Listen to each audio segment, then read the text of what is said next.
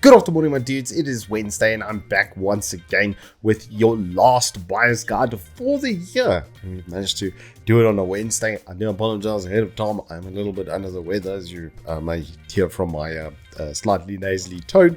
I did get myself a healthy dose of the rage flu, which is weird because I dodged Comic-Con. So we couldn't dodge rage, obviously. It was too powerful, the rage. And so, yeah, I'm a little bit slower than usual today, so I do apologize. But I've got a bumper buyer's guide for you, starting off with your information about Dispatch and when they are going to be closing. So, Dispatch will be open up until the 22nd of the month. PC orders will close on the 17th of December, so you literally have 3 days in which to put those in. Components will close on the 20th. Okay. Orders placed after those dates will only be delivered then in the new year. So just to run it down again, 17th will be your cutoff for PCs. 20th will be your cutoff for components. Dispatch will close on the 22nd. Anything ordered after the 20th will then be brought to you in the next year.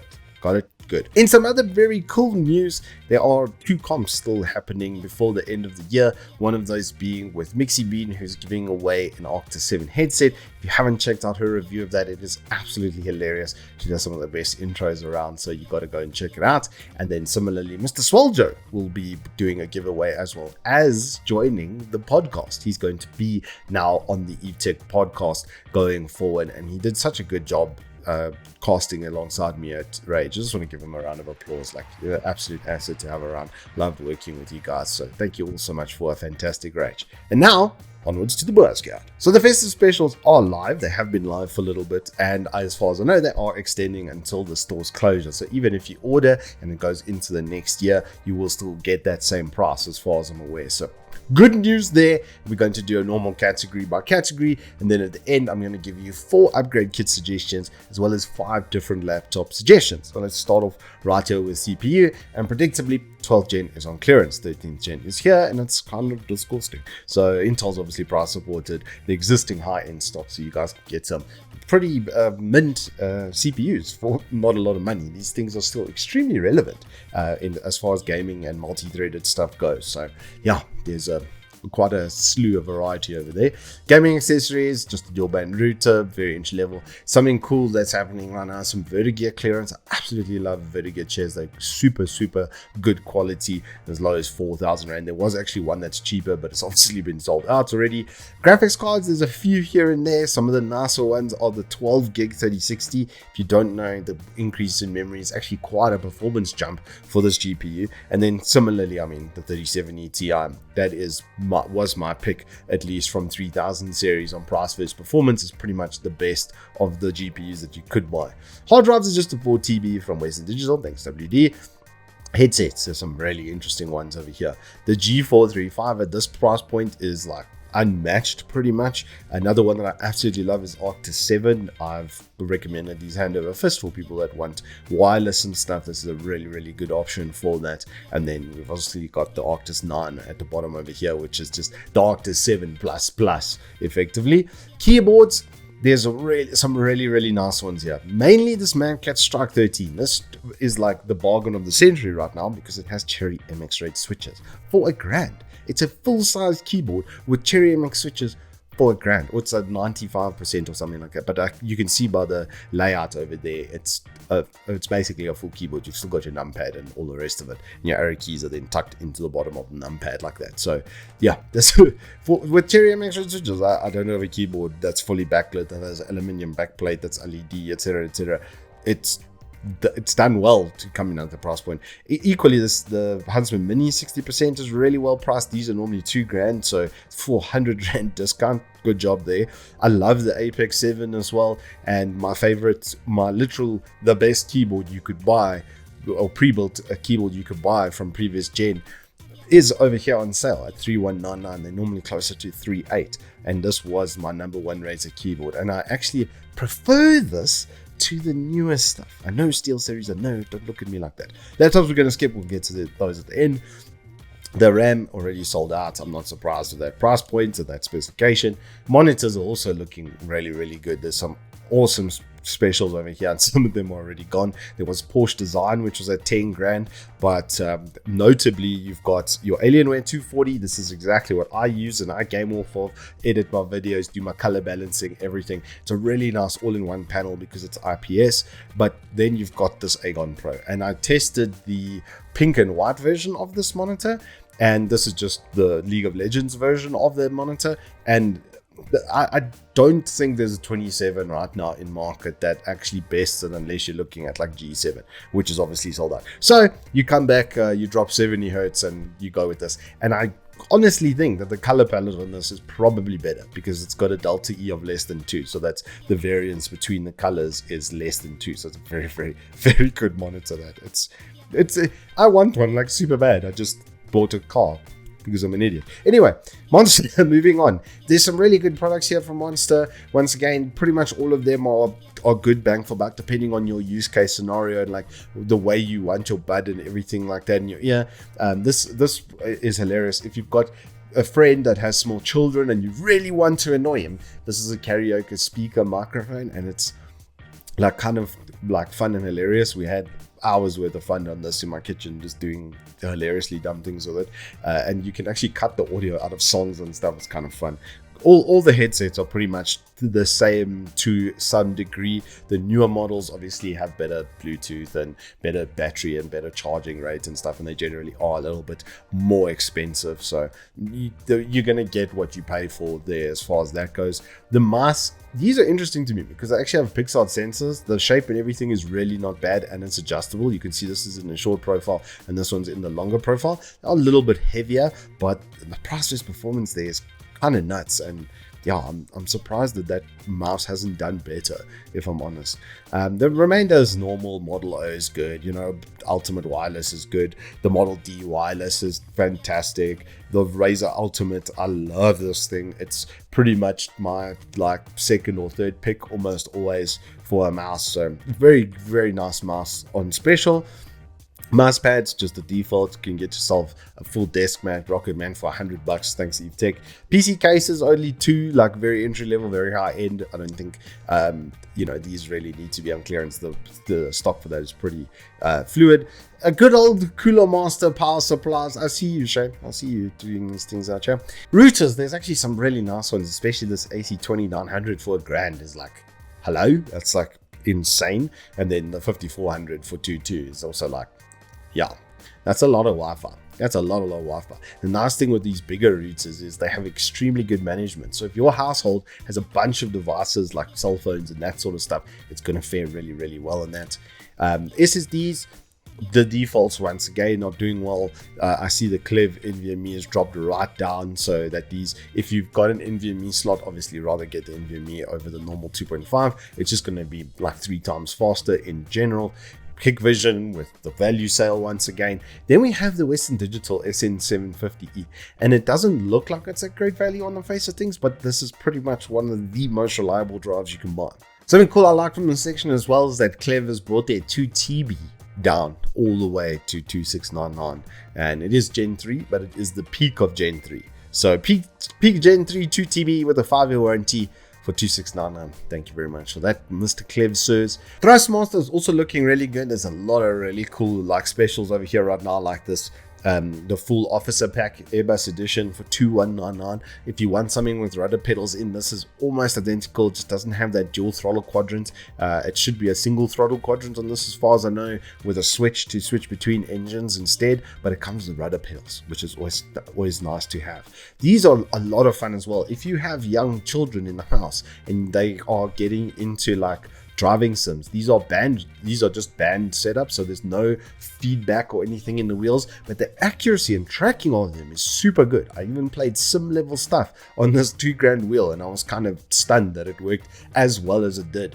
So if you need more, you can go check out the review, and at the end of the review I've got a full run on dirt with full like sim setup, and it was really, really nice. And then obviously you've got your much higher end wheels, which are kind of speak for themselves at that point. But now we get to your upgrade kits. And so the first of the upgrade kits that I'm going to suggest to you is going to be this 5600 with the X570. It's the best chipset you can get for this generation. Comes with extra PCI Express lanes so that you can have dual NVMe. 5600 is more than capable, and you get good RAM. That's the main thing. So you can upgrade that RAM in the future, and you can maybe upgrade to a 5800 X3D in the future, and then you literally have like one of the best gaming platforms. So there's no like inherent bad value here. Everything you'll buy is resellable or reusable in the future. The next kit that I'm going to suggest to you is basically the same, but with the 5700X, and it comes with a Castle 240, which I can't express to you how valuable that is to have in there. That's a 3-year warranty water cooling kit, and one of the best 240s you can buy. It's literally in the top 5 of everybody's list for a reason. So check that out for pretty much the same reasons. It's just the same, but more better for what, like $2,000 and change. So yeah, they did good. They did good with this kit. That's basically you getting the water cooler and the CPU bump up for $2,500. That's pretty sick. The next kit I'm going to suggest to you is this 13600 kit, because I've just done this. I've just put the 13600K on the test bench, and this thing slaps. There is no real reason to go beyond this level unless you're looking at like a 4080 or a 6900 XTX sort of build. Then that's when I would suggest you look at something bigger. But literally every single 3000 series card and every single 6000 AMD card will not bottleneck with the CPU. It is literally like a top 3 gaming CPU, and comes with that Castle kit, comes with good RAM, comes with a good motherboard as well. I did the competition PC build into this with this board, and my 12600K scores were actually a little bit higher, well, because I overclocked it for the guy that's gonna win it, because, you know, obviously your boy's gonna hook up the boys.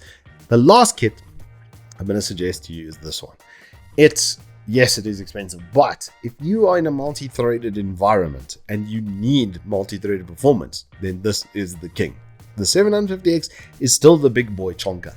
It even beat the 13900K on Cinebench, and quite handsomely. The new encoding improvements on the 7000 series are notable. They caught up in a lot of different areas. Linus does have a lot more time and a much bigger staff complement, so if you need to see for your specific app, that's where I suggest you go and have a look for that data. Tech PowerUp is also an extremely good reference point that I use consistently, but it comes with the cooler. I showed that with 240 and 360, the only difference really in performance was that your fan curve was better. They both hit the maximum temperature and TDP because the chip is just naturally going to push there, because that's how XFR has been built. And yeah, I know in 2008 when your PC ran cooler, it did last longer, but my 1800X is now, jeez, it must be 7 years old, right from launch. I've literally got it at launch and it's still running. So the old days of like, oh, it's getting over 80 degrees, that's a problem, just doesn't seem to be a factor anymore for transistor decay. Bearing in mind, my 2600K kicked out after just under 5 years and it completely died. So, and that thing ran at like 65 for most of its life. So I think that this kit is the premium kit that you want to buy right now. Then moving on to the laptops, we have the Lenovo IdeaPad 3. It's just got a really good little i5 in there. This is like a work kind of crossover, like if you're going to varsity, etc., then this is going to be an incredibly nice working buddy to have. I would do the 12 gig RAM upgrade though. I wouldn't run it on 8 because it's going to be single channel. The bump to the 12, they just put in another 4 gig. It does unlock dual channel, which makes a huge performance difference to your general daily usage. And yeah, 12 gig RAM is a little bit, I think, more workable. We'll all agree on that one. Under 10K for that though. Really nice there. Then getting into something a little bit more gaming, we have the Ryzen 5 5600H in the IdeaPad 3, but this is a 120 Hz IPS gaming panel, which is nice. And in this specification, I've got a with 16 gig RAM and a 512 gig SSD. It's obviously got the 3054 gig as well. So this will play like most of like your esports titles. A cinch. AAA gaming, you will get to the bottom levels of 60 FPS with this for under 16 grand. Like, they've done a good job over there with this build and this special. Something a little bit more serious though is the brand spanking new HP. This is the Victus 16, if I remember correctly. This is the new 6600H, so it improved from last generation, which is nice. It's still 6-core 12 thread, but the specification that I've got has 16 gig RAM and a 1 TB drive. Has a 144 Hz IPS screen, one of the best screens pretty much you can get, and then the 3050 Ti, which is just it's just more like 70-80 FPS on your AAA game titles. Both of these graphics cards have the same problem though. 4 gig VRAM. So if you're looking at running ultra high textures and stuff, then you're going to want to look at something like this that has 6 gig VRAM on a 3060. It makes that much difference, 2 gig VRAM. I would literally watch it bouncing off of the VRAM limiter in games and then lower the texture setting, and suddenly you gain like 30 FPS because of that. So much harder to overload those guys' cores than the VRAM. And this side, it inverts position. And the Lenovo Legion 5, my friend literally has this exact setup, and having all the ports out of the back here is really, really nice to have. Takes clutter off of your desk. If you're using it as like a desktop replacement / mobile working station, then it's literally, that's exactly what this particular model has been made for. Moving on though to the final suggestion. This thing is mental. I did a review on this. The price has come down. It was closer to 40k back then, so there's like a 5 to 10% I would say discount. The main thing is it's got this 12700H, so you can see there's 14 cores and 20 threads. So it's got a whole bunch of E cores thrown on with your 6P cores. I think it's 6 and 8 if I remember correctly for this model. It's a bit hard to keep up with all the P-core, E-core splits. But I remember when I tested it, I've done a full review on this. It is available on the Evetech YouTube. You can go and see all the performance stats and stuff before you buy. But it did perform incredibly well. I literally did this exact model, the 12 UGK. So you can see the exact performance metrics for this on the website. And that, ladies and gentlemen, is your final buyer's guide for the year. From my side, all the support on the channel over the last year, I can't thank you guys enough for all the kind words, all the likes. They help an incredible amount. That is like the metric for YouTube. So thank you guys all so much for your likes. It's really helped. I can't stress that enough. We've just had a fantastic year, and doing the 4th birthday giveaway, thank you so much to Deep Cool and MSI, Intel and Evetech for helping me set that up. That was like a dream that I got to live out this year, and Comic-Con was incredible. Rage was incredible to meet everybody, all the streamers and stuff we got to work with, and other content creators, and hopefully expanding the Evetech content team so we can bring you even more on gaming and tech into 2023. Until then, I hope you guys stay safe, keep well, enjoy your festive season, and I will see you on the flip side.